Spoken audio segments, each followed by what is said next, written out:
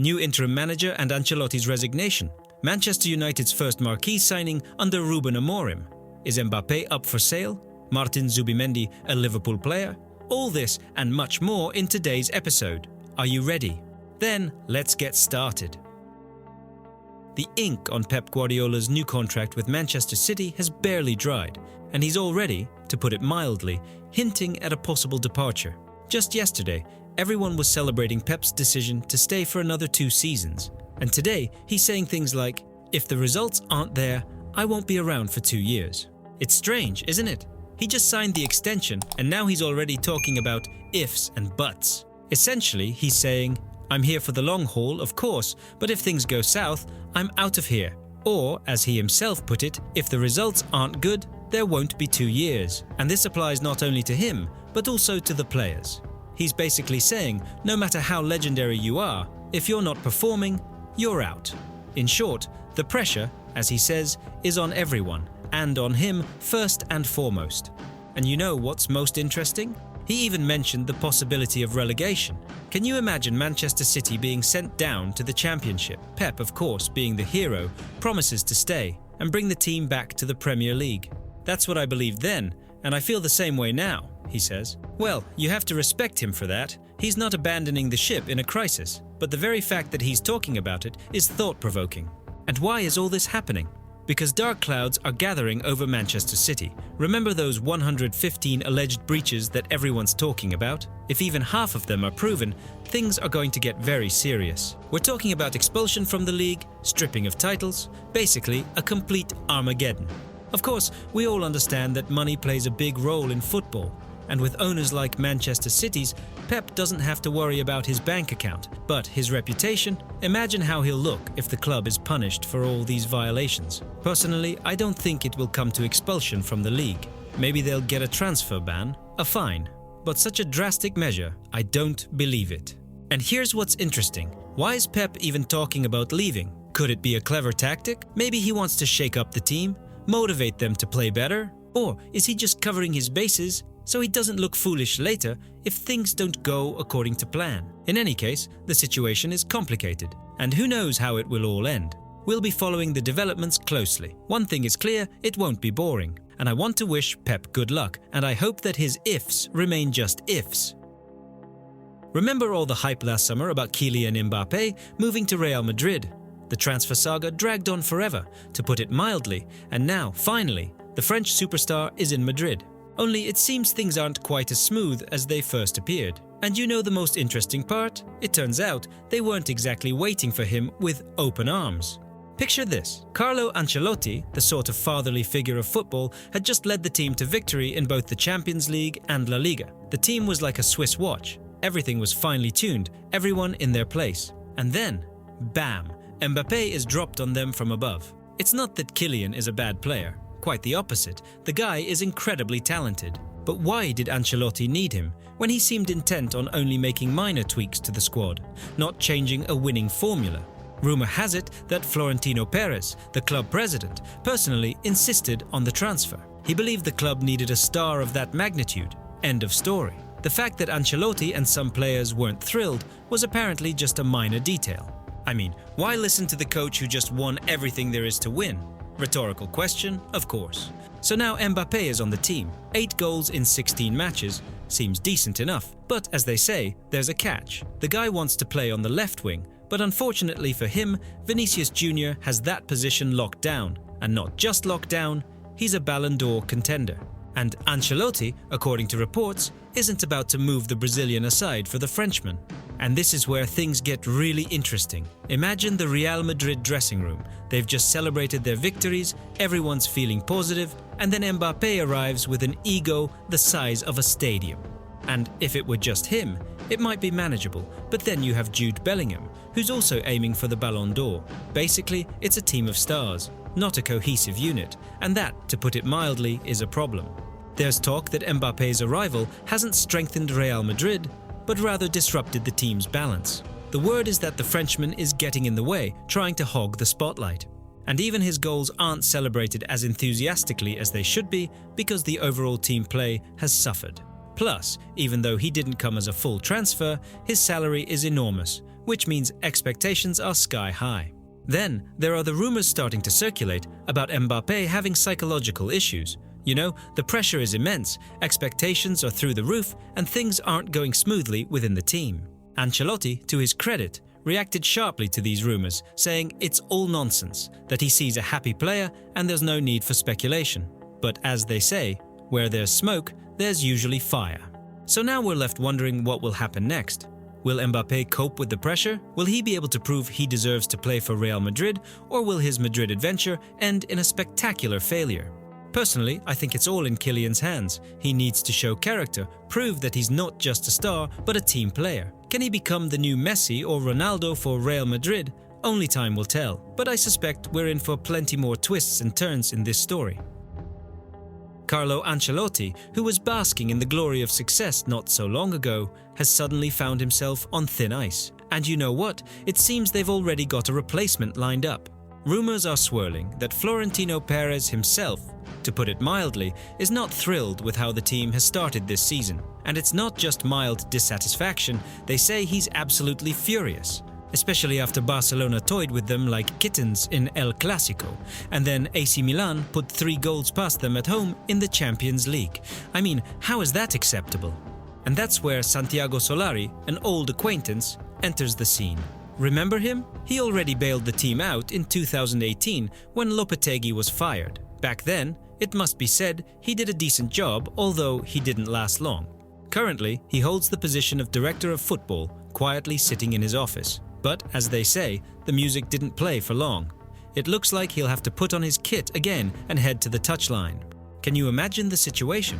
On November 5th, after the loss to Milan, Solari was reportedly called in and told, "Santiago, get ready, my friend. If Ancelotti messes up again, you're our savior." That's right, folks. They told him point blank that he would be the interim coach if Carlo was sent into early retirement. True, the 4-0 victory over Osasuna gave Ancelotti a bit of a breather, but as they say, the bad taste lingered. And this raises the question, what happens next? According to Rumours, Solari is just a temporary measure. His task is to hold the fort until the summer, and then, they say, Xabi Alonso is on his way. An interesting twist, isn't it? It turns out that Solari is a kind of stopgap who is supposed to put out the fire until the real fire engine arrives. By the way, they say that one of the reasons for Perez's dissatisfaction is that Ancelotti can't seem to get the best out of Mbappé. They spent a ton of money, and he's not exactly dazzling yet.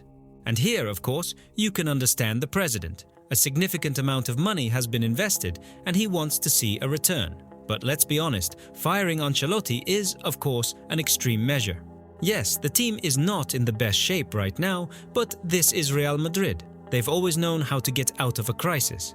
And Ancelotti is an experienced coach. He has proven more than once that he can cope with difficulties. He seems confident that he can turn the situation around, supports the players, and believes in the team. Some say that Ancelotti is not the same anymore, that it's time for a change. Others believe that he should be given time, that he will still prove himself. Personally, I think that firing Ancelotti now is too hasty a decision. Yes, the team is in crisis, but the season has just begun. He needs to be given a chance to fix the situation. After all, he didn't just start coaching yesterday. In short, the situation is, to put it mildly, tense, and how it will all end is still unclear.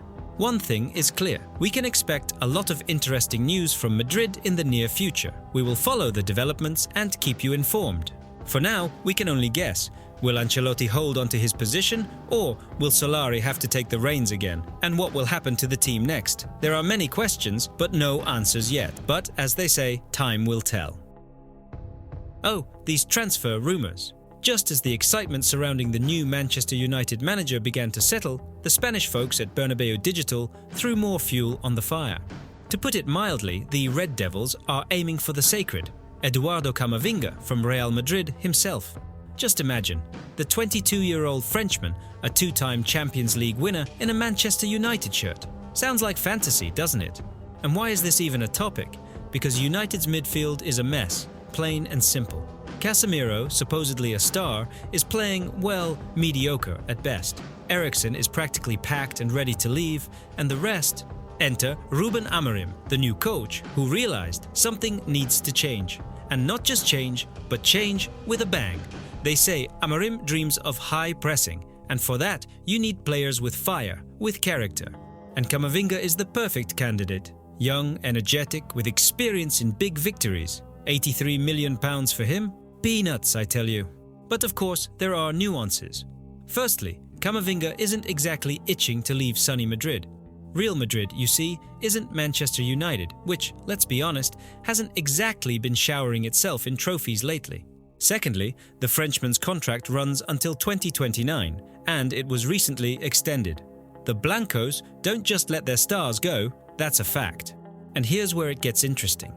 Manchester United is ready to splash a hefty sum just to convince Camavinga to move to Old Trafford. The player himself, they say, is flattered by the interest, but isn't rushing to pack his bags. Essentially, United is like that guy trying to steal a girl from a more successful and wealthier rival. There's a chance, of course, but what do I think? Well, I agree that Camavinga is top tier, a player who can control the midfield, distribute passes and join the attack. He's already shown he knows how to win, that he's not afraid of big matches. In short, it would be a super transfer for United. But again, does United have a real chance? Let's imagine the deal actually happens. Camavinga moves to Manchester United. What next? Most likely, Amorim will start building the team around him. The Frenchman will become a key player, the leader of the midfield. Perhaps United will finally start playing the football that millions of fans expect from them. But all this, of course, is just dreams for now. And if Camavinga stays at Real Madrid, then Manchester United will be forced to look for other options. Who will it be? Unknown. In any case, the midfield needs strengthening, and everyone understands that. Well, we'll live and see. The transfer window is always about intrigue, rumours and sensations. And who knows, maybe we'll be surprised to see Eduardo Camavinga in the red shirt of Manchester United. Or maybe he'll stay in Madrid, continuing to collect trophies with Real Madrid. One thing is clear, it won't be boring. So it seems Casemiro might be heading back to sunny Madrid, back into the arms of his beloved Real Madrid. Just imagine the scene. Casemiro back in the white jersey, stepping onto the pitch at the Santiago Bernabeu. Nostalgia overload, right? But let's take it step by step. It all started so beautifully. Casemiro moved to Manchester United in 2022, became almost the main man in midfield, bossing everyone around, distributing passes, even scoring the occasional goal. Basically a star. And Man United themselves seem to have found their mojo under Ten Hag. Everything was looking up. But something went wrong last season. Maybe Casemiro got tired, maybe Ten Hag's tactics were, to put it mildly, a bit strange, but the Brazilian's form dipped. People started saying it was time for the old man to retire. And Ineos, the club's new owners, also seemed less than thrilled with having a veteran in the squad. And so, rumours began to circulate that Casemiro might be sold in the winter. Then, out of nowhere, Real Madrid. As they say, nobody saw it coming. Turns out, the Madrid side is having some injury problems, Zubimendi got hurt, and Ancelotti, Casemiro's old friend, got the idea of bringing back the prodigal son. The idea being that the youngsters, like Camavinga and Zubimendi, would gain experience, and besides, Casemiro is a rock, not just any player. But as they say, it wasn't meant to be. Brazilian media, citing sources close to the player himself, reported Casemiro doesn't want to hear anything about returning to Real Madrid. For him, that chapter is closed. Apparently, he's inspired by the arrival of Ruben Amorim as the new Man United manager and wants to prove that he still has something left in the tank. Well, we'll see, of course. On the one hand, you can understand Casemiro. He's not a boy anymore. He's 32 years old, he needs stability. And here, he'd have to move again, get used to everything all over again. And besides, Real Madrid has such a strong youth setup now, it's not even certain he'd find a place for himself there. On the other hand, Amorim, according to rumours, needs players who can run, and Casemiro, with all due respect, is no longer the Energizer bunny he once was. So, maybe he's being stubborn for no reason? So, we have a dilemma. Real Madrid, of course, is a rich club. They can afford to buy a veteran. But why if the veteran himself doesn't want to go? And money, of course, is also a factor. It's unlikely Casemiro is starving at Man United, and Real Madrid probably won't overpay for a player who's already over 30. So, what's the bottom line? I think this story will end up going nowhere. Casemiro will stay in Manchester and try to reboot his career under Amorim. And Real Madrid? Well, Real Madrid will find someone else. someone young and promising. Although, of course, anything can happen in football. What if Casemiro changes his mind? What if Ancelotti convinces him so well that he can't resist? We'll see. In any case, it will be interesting to follow this story. Remember how last summer Liverpool were drooling over Martin Zubimendi, the Real Sociedad midfielder? The guy's 25, plays like a beast, and has a release clause of just 60 million euros, practically a steal in today's market. Well, back then, the Reds reportedly offered money and tried to persuade him, but he turned his nose up saying he wanted to stay home. Fair enough, it happens. And now guess what? Liverpool, to put it mildly, are smitten with Zubimendi again. Rumour has it they're ready to cough up those 60 million euros just to get the Spaniard. But hold your horses. According to Team Talk, Arsenal have emerged on the horizon. Those Gunners, as always, are just looking for an excuse to throw a wrench in the works. So, we're in for a real battle for the midfielder, and in the winter transfer window no less, right in the heat of the action. On the one hand, you can understand Liverpool's interest. Their midfield, while decent, is missing something. Gravenberch has certainly surprised everyone, and McAllister is good in his number 8 role, but they lack that real tenacity, control, that dog in the centre of the park, as they say. Zubimendi, who has established himself as a reliable defensive midfielder in La Liga, could be that missing piece of the puzzle. He's physically strong, comfortable on the ball, and tactically astute. Basically a dream player. And if he plays to his full potential, Liverpool could genuinely challenge for the title. But, on the other hand, the question arises, is it even worth it? The guy turned them down in the summer, why bother him again? It seems like either Zubimendi will immediately be benched and 60 million euros will be wasted, or he'll displace Gravenberch, which, to put it mildly, isn't very nice. Of course, they could try playing him higher up the pitch, in McAllister's position, but then his defensive talents would be wasted, and he's not as effective in attack. Honestly, it's a head-scratcher trying to figure out what they're thinking. They say that sporting director Richard Hughes isn't particularly upset about Zubimendi's rejection in the summer. Yeah, right, not upset at all. It's not like 60 million euros are just lying around on the street, begging to be picked up. Personally, it seems like some kind of obsession, chasing a ghost. It didn't work out in the summer, so what? There are other options. It's not all about Zubimendi, maybe it's just a lack of planning, not being able to find a replacement in case of rejection. In any case, if Liverpool do sign Zubimendi, it will be a significant transfer. The Spaniard would add tactical flexibility and defensive strength to the team. Arne Slot's system, which is built on discipline and control, could be a perfect fit for Zubimendi. Money isn't really a problem for Liverpool, but can the club convince the player that he'll be better off at Anfield than at home? So we're waiting for January and following the developments. Will Liverpool stumble over the same rake, or will they finally lure Zubimendi away? The intrigue is building. Whether it will be a masterstroke or a costly mistake, only time will tell. In the meantime, let's get ready for a hot transfer winter. Barcelona, a club perpetually plagued by financial woes, seems to have set its sights on Jonathan David, the Canadian striker currently playing for Lille. Apparently, the young man has been a Barcelona supporter since childhood, dreaming of wearing the famous blue and garnet jersey. Sounds idyllic, doesn't it? However, as the saying goes, love is love, but money is money. Let's recap how Barcelona has been managing its finances lately. They're short on cash, but long on ingenuity. They've been signing players with expiring contracts, a cheap and cheerful solution. And now, a new freebie option seems to be emerging. Jonathan David. His contract is up next summer, and he's been dropping hints left and right that he'd walk to Barcelona if he had to. It seems like a stroke of luck, right? Well, not so fast.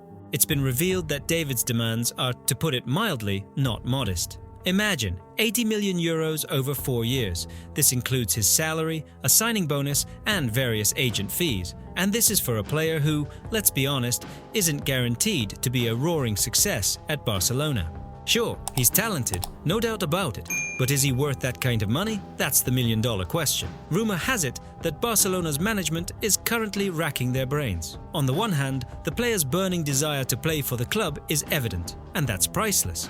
On the other hand, the budget isn't limitless. They're already barely making ends meet.